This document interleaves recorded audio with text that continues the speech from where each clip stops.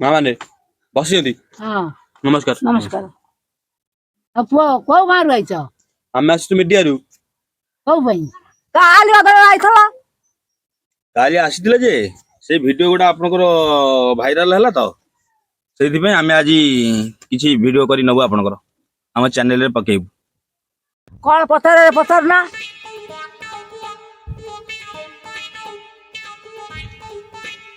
Ready କର। ଆମ ଓଡିଶାର ବଡ ଠାକୁର କିଏ କହିଲେ? ଜଗନ୍ନାଥ। ଓଡିଶାର ବଡ ନଦୀ କିଏ? ମହାନଦୀ। ଆମର ଜାତୀୟ ପକ୍ଷୀ କିଏ କହିଲେ? ବ୍ରଏଲର କୁକୁଡ଼ା। ବ୍ରଏଲର କୁକୁଡା କେମିତି ଜାତୀୟ ପକ୍ଷୀ ହେଲା? ଆଉ ଘରେ ଘରେ କୁକୁଡ଼ା ବ୍ରଏଲର କୁକୁଡ଼ା ଖାଉଛନ୍ତି, ସେ ଆମ ଜାତିର ପକ୍ଷୀ ହେଲାନି। ଆଚ୍ଛା, ଜାତୀୟ ପ୍ରାଣୀ କିଏ କହିଲେ? ଆନ୍ତର ମାଛ।